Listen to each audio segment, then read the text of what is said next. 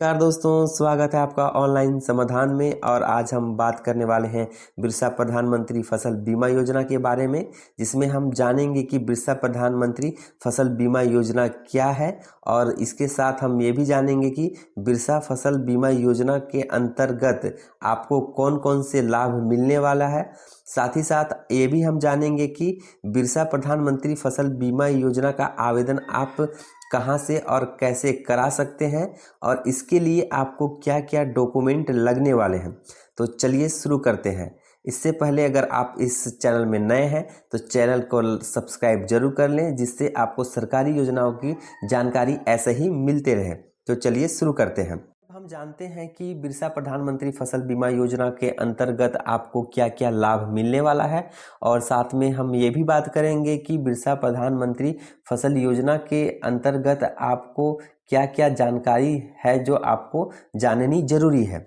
तो किसानों का जो प्रीमियम का जो हिस्सा है वो राज्य सरकार वहन करने वाली है, और किसानों को सिर्फ केवल प्रीमियम के रूप में 1 रुपए की राशि का भुगतान करना है।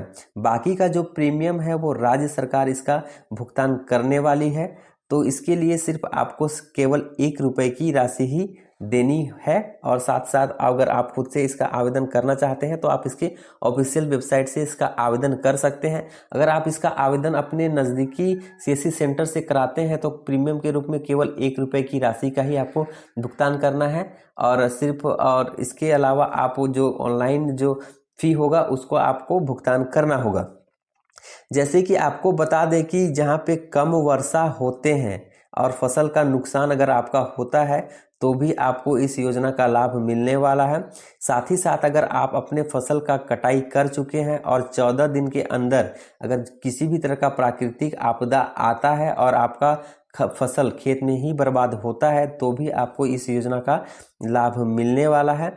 साथ ही साथ अगर ये भी हम बता दें आपको कि अगर आपके क्षेत्र में जो औसत पैदावार आपके फसल की होती है, जैसे कि आपके धान या मक्के की जो औसत पैदावार आपके आसपास के क्षेत्र में होती है, अगर उससे आपके फसल की पैदावार कम होती है तो भी आप इस योजना का लाभ ले पाएंगे। चलिए अब हम जानते हैं कि बिरसा प्रधानमंत्री फसल बीमा योजना के लिए आपको क्या क्या डॉक्यूमेंट लगने वाली है। तो इसके लिए आपको जो पहले बताया गया है कि 2 फॉर्म लगने वाला है, जैसे कि आप अपने स्क्रीन में देख पा रहे हैं, जिसमें 2 फॉर्म आपको दिखाई दे रहा है। यही 2 फॉर्म को आपको अच्छे से भर लेना है और इसे आपको अपने नज़दीकी प्रज्ञा केंद्र या आप खुद से इसका आवेदन करते समय इसको अपलोड करेंगे।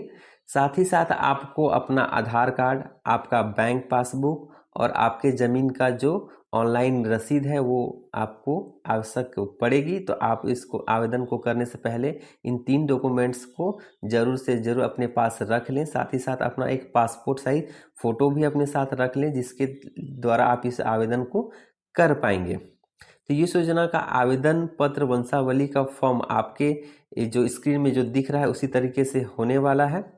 तो आवेदन फॉर्म तैयार हो जाने के बाद आप इस योजना के अंतर्गत खुद से या प्रज्ञा केंद्र के माध्यम से भी इसका आवेदन करा सकते हैं। तो चलिए अब हम बात करते हैं कि आप इस योजना के लिए कब तक ऑनलाइन आवेदन करा सकते हैं। तो आपको बता दें कि 31 अगस्त तक आप इस योजना के लिए ऑनलाइन आवेदन करा सकते हैं। अगर किसी तरह से अगर आपको डेट बढ़ाया जाता है तो आपको आगे जानकारी दे दी जाएगी, लेकिन आप कोशिश कीजिए कि 31 अगस्त तक अपना ऑनलाइन आवेदन करा लीजिए। जय हिंद, धन्यवाद।